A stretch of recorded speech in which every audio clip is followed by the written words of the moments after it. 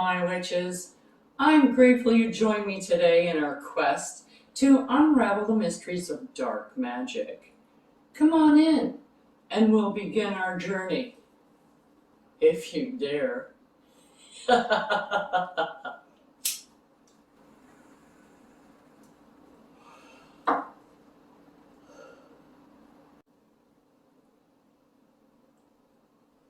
This is a friendly warning to those witches, regardless of your experience, that working with these types of energies can be more challenging and personally draining on your own energy. The deities, as well, on this side of the fence, tend to be a bit more demanding and less forgiving. So I urge you now to do your research if you should be using a deity, as you should with any deity that you use, regardless of what pantheon you're taking them from. If you have any doubts or reservations or fears about anything that you see, I suggest that you wait until you feel more confident until you try one of these spells. So now that that's covered, let's play. Check out the link below for the correspondences and magical properties of the items used in this video. And don't forget to like, subscribe, and hit that notification button so you don't miss any witchy content our three sisters have brewing for you here on The Witches Inn. Hello, my witches. I'm grateful you joined me today in our quest to unravel the mysteries of dark magic. Come on in, and we'll begin our journey, if you dare.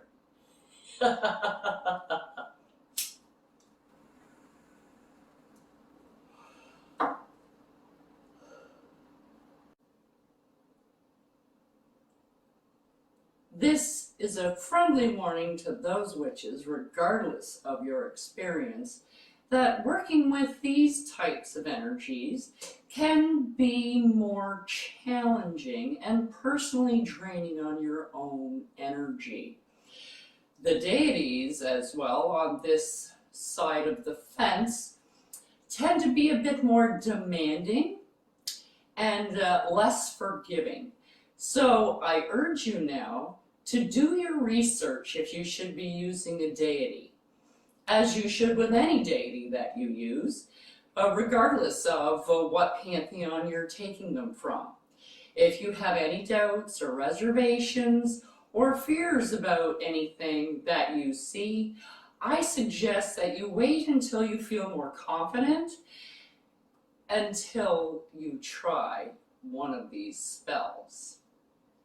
So now that that's covered, let's play.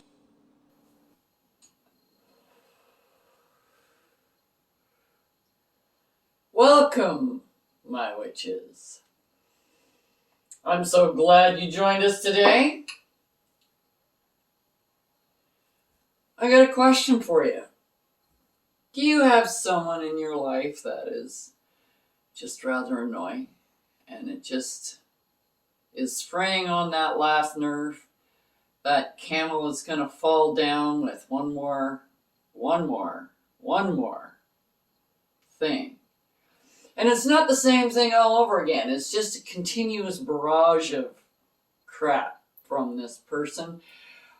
Doesn't matter what kind of crap. They just complain all the time. Or maybe they're, neighbors that are just, they drive you insane, or depending. It's the same. At work, you have people who drive you nuts too. Well, there's a way that you can kind of get rid of that person without, going to jail for it. Well, in most places. Anyways, so what you're going to need is a red candle. Doesn't matter what kind of red candle. You can have a pillar candle. If you have the glass ones, you can use those too. As long as there's no writing and crap on the outside of the glass. You can use a glass candle, and then you can write on the side of it. And if you use like a Crayola marker, you can take it off after, and it doesn't leave any marks on there, so you can use any colors you like. And then when the candle is done, you can clean it all off, fill it up, and do it again. Anyways, that's that. This is a red candle. So we have a red candle and a red pen and a petition or a tag lock of some other kind. A little bit of sulfur, a little bit of asafoetida, a little bit of banishing powder, and some damnation oil. Now, you can use banishing oil. Sure you can. But, you know, they're particularly annoying. So, I use damnation oil. It just kind of delivers the punch a little bit more. You know, it's a little bit more oomph in it.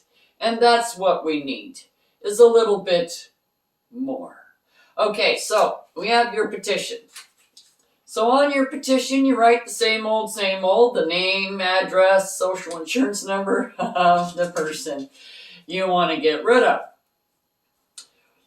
Or a close facsimile. So you would put like Jane Doe and pinpoint it. If you only have one name, give a description like the manager at Walmart or the shift manager on, A shift manager at Yokohama Tires or whatever, right? Write a little bit so that you're pinpointing the right person, because you may be surprised at how many people have that name. Even though it's a weird name, there are still people who have it. So you write down your petition and then what you want to have done. So I just have a little all-round banishing spell, I suppose you could say, that I like to use just to get people away from me. And it is their name, so Jane Doe.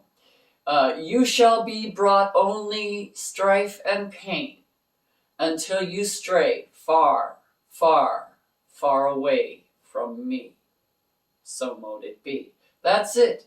So it's like a little chant, and you chant it, and then when you're finished with your chant, then you end up with so mote it be, or as it be done, or whatever. Okay? So you make out your petition to whomever, and then whatever it may be. Like, I must stay and you must go. If it's somebody at work and you just want to get rid of them because they're annoying, and they're not just annoying to you, they're a gossip of the whole place. I must stay and you must go. Okay, this is your chant. I must stay and you must go. I must stay and you must go. And then you put their name in there, and then so Jane Doe, I must stay and you must go. Jane Doe, I must stay and you must go. So you just keep that, and you keep picturing the result that you want. Don't picture them as they are now, because that's what you don't want. Picture the result you do want. Okay, so all right, so I've got my little petition here, and I have my candles. So now you scribe their name on the candle.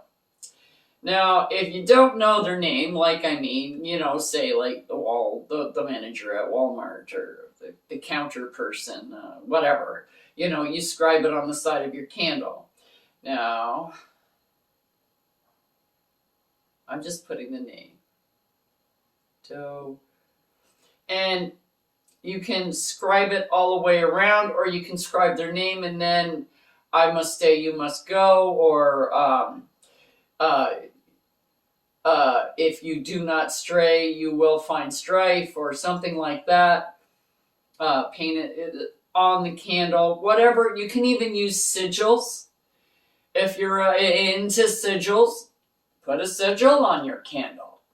That works as well. There's many different ways to fill out a petition. You don't have to use words. You can use pictures. You can use colors. You can, and that's what we're using. Red.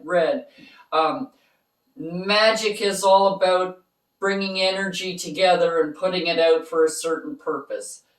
That's what your intent is the purpose. Okay, so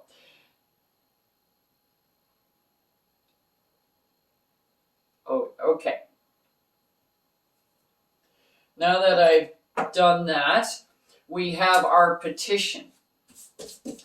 So we have our damnation oil. You wake up your damnation oil. And you don't need much. Do not use it straight from the thing. You need to put it on your finger. Okay, I know. It's get the one on my finger. I just like easy. Yeah, but that's not magic.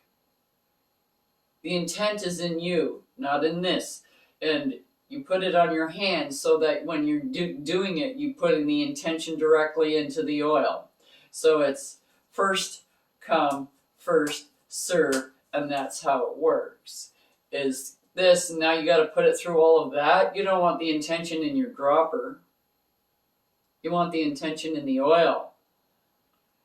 And if you put it on your finger and then use it, it's better. Now, I'm also going to put a little bit on my candle. So, and you want them to go away, so you go away from you. So from the top to the bottom, all the way around.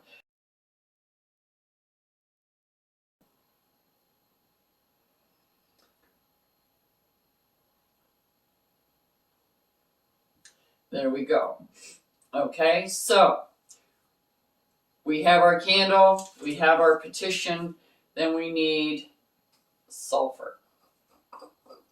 Now, you can do a few things with this.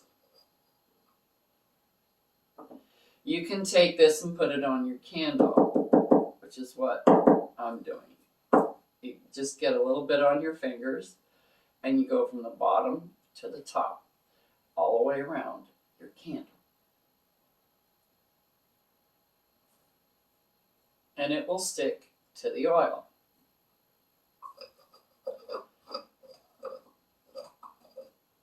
That's why you don't need tons and tons of this stuff. Everybody thinks that you need so much. And then you just squish it off. Now this is asafoetida, it's a resin, but there is powder down at the bottom. So I'm just sticking my finger in and getting some of the powder on it.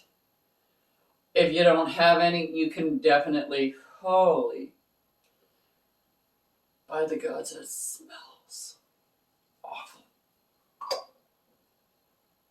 And that's what we're using it for, is because if this doesn't get rid of the sulfur and asafoetida, smell will drive you insane. All right. Oh, come on. There we go. And last but not least, your everyday banishing powder, or you can use hot foot powder as well. That's basically the same thing. And you just want some powder. So you just get some powder and put it on your candle. And then I just wipe it off in the oil that's on my petition. Okay.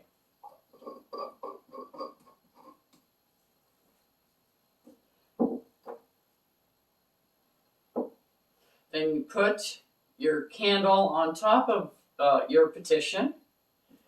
You light your candle. And however you do magic, if you cast a circle and do all of that, that's how you do your magic. That's where you gotta start. You start with the beginning part. I'm just starting with the spell part. I've had a few people ask me, well, you're not doing this and you're not doing that. And I'm going, That's the beginning part. I'm not here to teach you how to start a spell. I'm teaching you the meat of the spell, the ingredients, this, and that's how you put it together. I'm not giving you serving suggestions. Sometimes I do, but most of the time this is just the meat and the bones of the spell. You want to all the other stuff, the beginning and the end, that's all up to you. That is your magic. I am just trying to show you how to do a particular spell that you can do to solve a problem. So you put your energy into this. So if you're a chanter, you can say, Jane Doe, you will only experience pain and strife until you stray far, far away from me. And you can just continue on that. You can close your eyes and meditate. You can say, I must stay and you must go. You can say whatever you want. You can write your own spell. But for right now, Jane Doe, you will experience only pain and strife until you stray far, far away from me. Jane Doe, you will only experience pain and strife until you stray far, far, far away from me. When you are done, you finish up your spell, as I will, so mote be. And then if the candle is not finished, you can let the candle go down, like burn down, okay? If you want to work the candle more, you can snuff it out. Don't blow out a candle. You snuff. And then you can relight and continue the spell at another time. You can also choose to burn this at the end of every go. So like just before you finish, you can burn this and throw it out to the air to take your message out that way, and make another petition for your next session. Or you can leave it until you're all finished and then burn it. Or you can leave it, and then when you have the last, like your candle is done, you take this and you tear it up into little teeny tiny confetti pieces, and you put it where that person works or lives or whatever. Even if it's out in the parking lot and you just drop it in front of their door. That will be there. This has got all your powders and everything on it because you put it there. So it's got a lot of energy to it as well. So this is what you want. You want to use this. You don't just throw this in the garbage, because it isn't garbage. It's got a lot of power to it. Okay? That ends our little informative banishing session for today. And I hope you all have good luck. Till next time, I'm Crone alone. Check out the link below for the correspondences and magical properties of the items used in this video. And don't forget to like, subscribe, and hit that notification button so you don't miss any witchy content our three sisters have brewing for you here on The Witches Inn.